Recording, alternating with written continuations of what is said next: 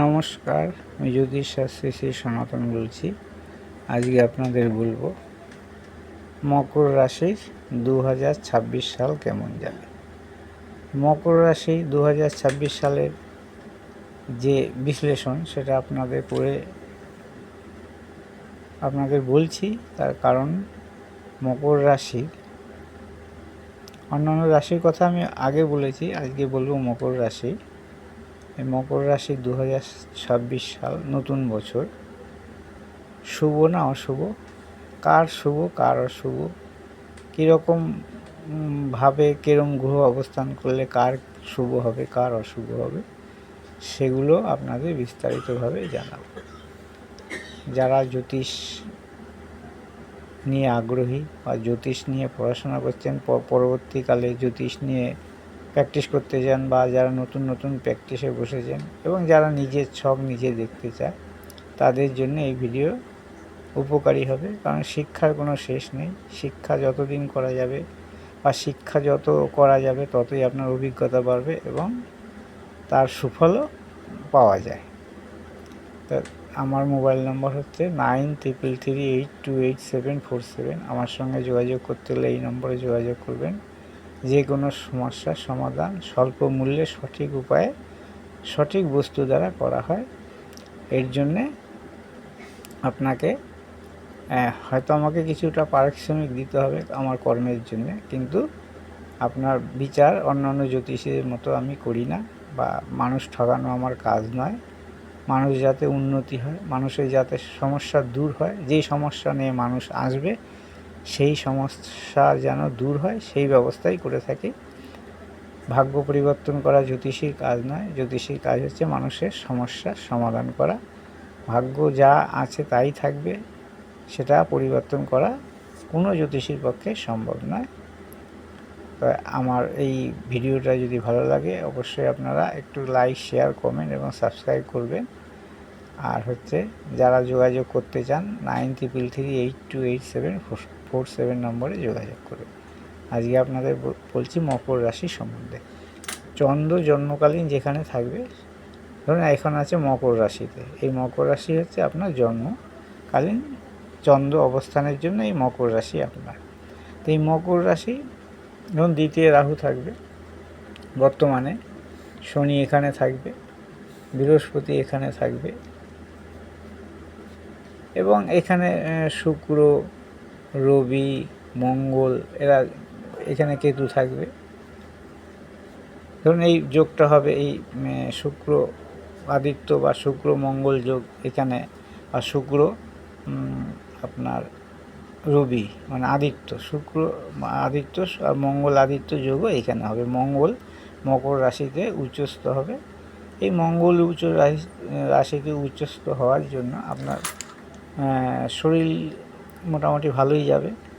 তবে রবি মঙ্গল বা রবি শুক্র যোগের জন্য বা রবি বা মঙ্গল শুক্র যোগের জন্য নানা বিষয়ের উপর আপনার সাহস, তেজস্বিতা বাড়বে এই মঙ্গল লগ্নে থাকার, চন্দ্রের রাশিতে থাকার জন্য, এবং নানাভাবে সাহসী কর্ম বা যে কোনো বিষয়ের উপর আপনার কিন্তু সুফল লাভ হবে এই সময়। দ্বিতীয় রাহু থাকার জন্য অর্থনৈতিক কিছু সমস্যার সৃষ্টি করতে পারে।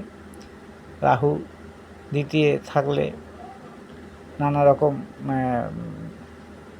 মানে মিথ্যা বলা বা মিথ্যা মানে কথা বলার জন্যে বা নানা রকম মিথ্যা উপায়ে হয়তো রোজগার করবেন, কিন্তু সেই রোজগারে কিন্তু নানা রকম বাধা সৃষ্টি হতে পারে, এবং তার জন্য আপনার সেই বাধার জন্য আপনার আবার অর্থ রোজগার যা করছেন তার থেকে হয়তো ব্যয়ও বেশি হতে পারে। এবং চন্দ্র তৃতীয় শনি থাকলে শনি ভালো ফল দেয়, কিন্তু শনি যেহেতু তৃতীয় আছে সেই হিসাবে শনি কিছুটা ধীরকামী ধীর গ্রহ এবং অশুভ গ্রহ হিসাবে, যেহেতু মকর রাশি শনি অশুভ হবে না। এখানে শনি তৃতীয় থাকলে শনি আপনার প্রতিবেশীর সঙ্গে যে সম্পর্ক সেগুলো হয়তো আগের তুলনায় ভালো হবে, এবং শত্রুতা প্রতিবেশী বা ভাই বোন বলুন বা ভ্রমণ, ছোটোখাটো ভ্রমণ, এইসব ক্ষেত্রে কিন্তু খুব একটা অসুবিধা হবে না। এবার বৃহস্পতি ধরুন আপনার ষষ্ঠে থাকছে, বৃহস্পতি ষষ্ঠে মিথুনে থাকছে, মকর রাশির প্রথমে বৃহস্পতি যদি মিথুনে ষষ্ঠে থাকে তাহলে আপনার এই রোগ ভোগের জন্য অর্থ ব্যয় হতে পারে। বৃহস্পতি ষষ্ঠে থাকার জন্য শত্রুরা বৃদ্ধি পেলেও হয়তো আপনার বৃহস্পতি থাকার জন্য হয়তো শুভ গ্রহ বৃহস্পতি থাকার জন্য আপনার বিশেষ একটা ক্ষতি নাও হতে পারে। এবং বৃহস্পতি দেখুন এইখান থেকে আবার দশমে দৃষ্টি দেবে, দশমে দৃষ্টি দেওয়ার জন্য কর্মক্ষেত্রে কিছুটা সাফল্য লাভ হতে পারে। কারণ এই সময় যারা চাকরি করছেন বা চাকরি পরীক্ষা দিয়েছেন তাদের কিছুটা আশা মানে আশা হওয়ার মানে পাওয়ার আসার সম্ভাবনা আছে। এই কারণেই, কারণ শুক্র লগ্নে থাকবে, লগ্নে বলতে রাশিতে থাকবে এবং বৃহস্পতি দশমে দৃষ্টি দেবে, সেই ফলে এই ঘটনাগুলো ঘটবে। ঘটনা বলতে চাকরির ক্ষেত্রে আপনার ভালো একটা জায়গায় পৌঁছতে পারেন এবং যারা কর্ম করছেন বা উন্নত মানে লেখাপড়া হোক বা কর্মে যে প্রফেশন হোক বা চাকরি যারা করছেন সরকারি বেসরকারি সব জায়গা থেকেই কিন্তু একটা পজিটিভ দিক আসতে পারে। পজিটিভ বলতে হয়তো যারা পদোন্নতি চাইছে তাদের পদোন্নতি হতে পারে এবং নতুন যারা ঢুকেছেন তাদের ভালো পে স্কেল ভালো হতে পারে তাদের কর্মর দ্বারা, এগুলো হতে পারে। অষ্টমে কেতু থাকার জন্য নানা রকম বাধা বিপত্তি গুপ্ত যে রোগ হওয়ার সম্ভাবনা থাকতে পারে। এই অষ্টমে কেতু তো ভালো যোগ নয় এবং সমস্ত বিষয়ের উপর বাধা সৃষ্টি করতে পারে। তবে যদি কারো গ্রহের দশা শুভ চলে, শুভ গ্রহের দশা, তাহলে বাধা বিপত্তি কিন্তু অনেকটাই দূর হয়ে যাবে। এই বাধা বিপত্তি দূর হওয়ার কারণ যে শনিদেব এখানে ধরুন তৃতীয় আছে, তৃতীয় থেকে শনিদেব আবার দৃষ্টি দেবে আপনার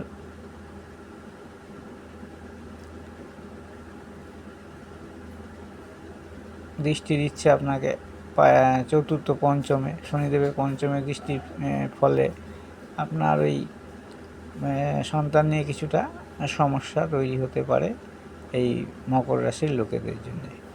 সবার ক্ষেত্রেই যে সমস্যা হবে বা সবার ক্ষেত্রেই যে ভালো হবে তা নয়। যাদের শুভ গ্রহর দশা অন্তর্দশা চলবে তাদের কিন্তু ভালোই হবে, যাদের অশুভ গ্রহর দশা অন্তর্দশা চলবে তাদের খুব একটা যে ভালো হবে তা নয়।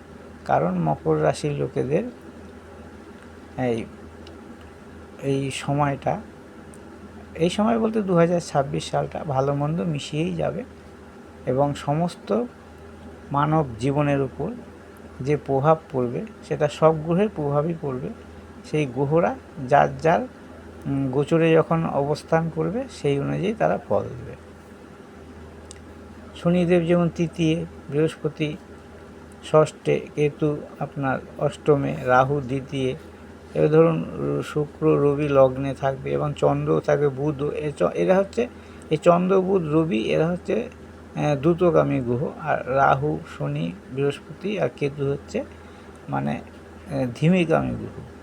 ধীমিগামী গ্রহর ফলটা একটু বেশি দেয় আর দ্রুতগামী গ্রহ ফলগুলো একটু কম পাওয়া যায়, কারণ তারা রাশিতে ঢুকে আবার কিছুদিন পর বেরিয়ে চলে যায়। কিন্তু যারা ধীরগামী গ্রহ তারা কিন্তু রাশিতে অনেক দিন অবস্থান করে, সেই হিসাবে তারা ফলদান করে। এবার যদি কারো কর্মক্ষেত্রে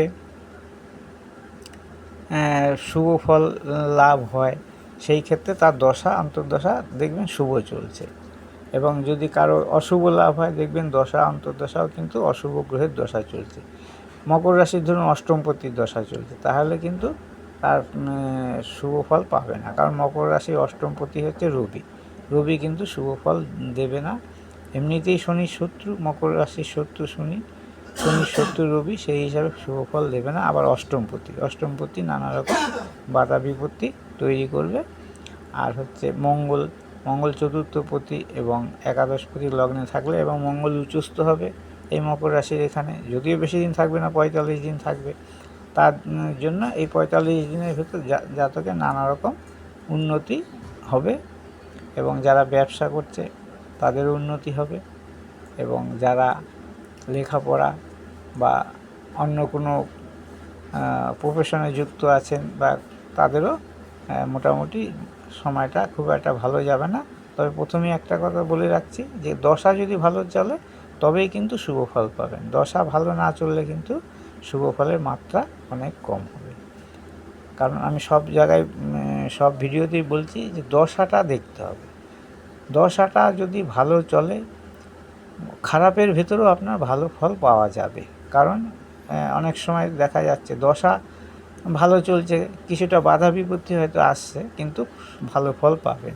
আর দশা যদি খারাপ চলে তাহলে শুভ ফলগুলো কিন্তু পাওয়া যাবে না ভালো। এটা সবসময় মনে রাখবেন বা মনে রাখা জরুরি। কারণ অনেকেই ভাববে মকর রাশি তো অনেক লোক, সবাই কি ভালো হয়ে যাবে বা সবার কি খারাপ হবে, তা নয়। এই বললাম দশা অন্তর্দশা এখানে এফেক্ট করবে। তার উপর যদি কারো অষ্টবর্গ থাকে, অষ্টবর্গ থেকেও এগুলো ভীষণভাবে জানা যায়। সেটা আমি এখন আর আলোচনা করছি না, কারণ এটা গোচর ফল নিয়েই আলোচনা, সারা বছরের গোচর ফল। এবং ধরুন এবার আবার বৃহস্পতি এখানে চলে আসবে, বৃহস্পতি জুনে ধরুন এখানে বৃহস্পতি যদি আসে তাহলে তার সপ্তমে, মকর রাশির সপ্তমে জুনের পর ধরুন যাদের বিবাহ হচ্ছে না তাদের বিবাহ হওয়ার অনেক সম্ভাবনা থাকবে এবং ব্যবসা বাণিজ্য কিন্তু ভীষণ ভালো হবে জুনের পর মকর রাশির লোকেদের। এবং লগ্নে দৃষ্টি থাকার জন্য যদি কোনো শরীর খারাপ বা কিছু হয় সেই সব কিন্তু সেই বৃহস্পতির লগ্নে দৃষ্টি, লগ্নে বলতে রাশিতে দৃষ্টি থাকার জন্য সমস্ত কিছু ভালোর দিকে যাবে। এটা আপনার রাশিফল, বার্ষিক রাশিফল। এটা এই পর্যন্তই আজকে।